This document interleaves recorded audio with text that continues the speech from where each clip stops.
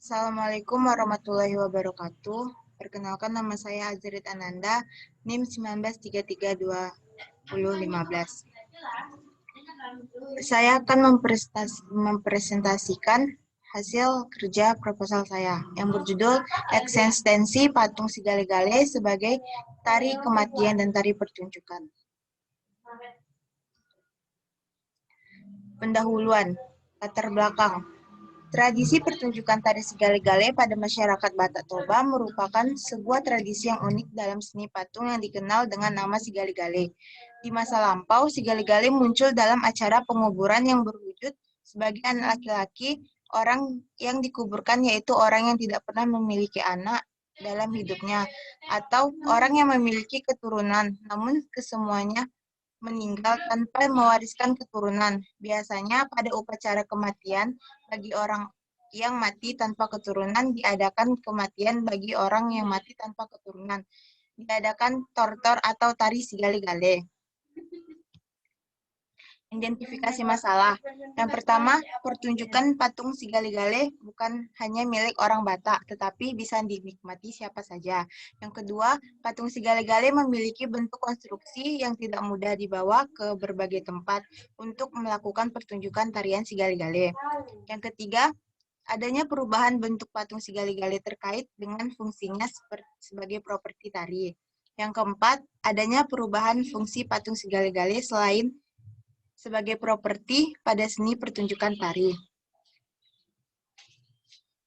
Pembatasan masalah. Seperti yang telah dikemukakan dalam identifikasi masalah, banyak faktor yang dapat digali dalam penelitian ini. Maka, arah penelitian harus dibatasi. Pembatasan masalah dalam penelitian ini adalah bentuk dan fungsi patung Sigale-Gale di Taman Budaya Sumatera Utara sebagai properti tari. Rumusan masalah. Yang pertama, bagaimanakah bentuk patung Sigale-Gale sebagai properti tari? Yang kedua, apakah fungsi patung Sigale-Gale selain sebagai properti tari?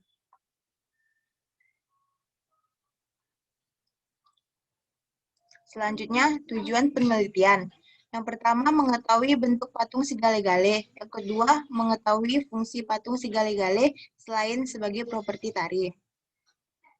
Manfaat penelitian terbagi menjadi dua. Yang pertama, manfaat praktis, sebagai acuan dalam menciptakan versi lain patung Sigale-Gale dengan pengembangan desain yang berbeda, sebagai sumber inspirasi dalam membangun kreativitas di bidang seni patung.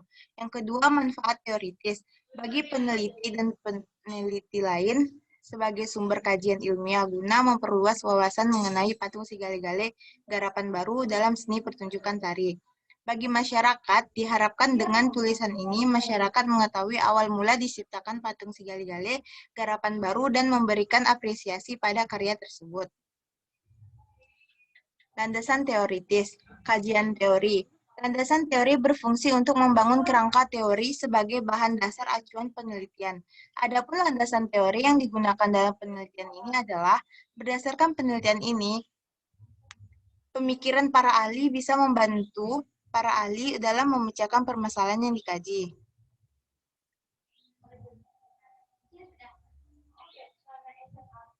Penelitian relevan. Berdasarkan penulisan yang penulis bahas, bahwa sudah ada yang meneliti tentang tari Sigale-Gale di Sumatera Utara, Medan. Untuk itu, peneliti mencari peneliti yang berhubungan dengan masalah yang sama dengan objek yang berbeda. Berdasarkan dengan itu, beberapa sumber yang meneliti baca sebagai acuan untuk menyelesaikan penulisan ini. Kerangka konseptual. Kesenian sebagai salah satu hasil aktivitas masyarakat dan keberadaannya tidak dapat berdiri sendiri untuk dan fungsi selalu berhubungan erat dengan masyarakat.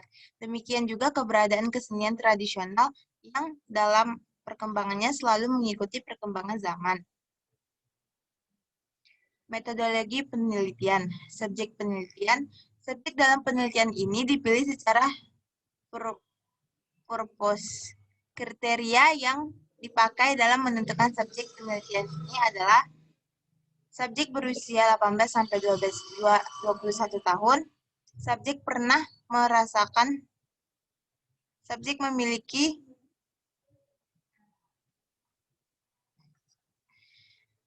Teknik pengambilan data. Teknik yang digunakan dalam penelitian ini adalah purpose sampling. Purpose sampling merupakan teknik pengambilan sampel dengan cara menetapkan ciri-ciri khusus yang sesuai dengan tujuan penelitian sehingga diharapkan dapat menjawab permasalahan dalam penelitian. Wawancara. Dalam penelitian ini, peneliti menggunakan metode wawancara sebagai metode pengumpulan data untuk meneliti penelitian. Wawancara adalah suatu pola khusus dari sebuah interaksi yang dimulai secara lisan untuk suatu tujuan tertentu dan difokuskan pada daerah konten yang spesifik dengan suatu proses eliminasi dari bahan yang tidak ada hubungannya secara berkelanjutan.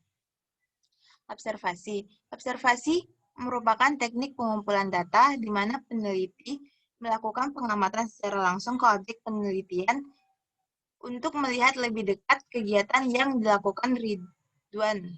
Observasi merupakan teknik pengumpulan data di mana peneliti melakukan pengamatan secara langsung ke objek peneliti untuk melihat dari dekat kegiatan yang dilakukan Ridwan. Uji keabsahan data. Keabsahan data dilakukan untuk terjaminnya keakuratan data. Data yang salah akan menghasilkan penarikan kesimpulan yang salah. Demikian pula sebaliknya, data yang valid akan menghasilkan kesimpulan hasil penelitian yang benar.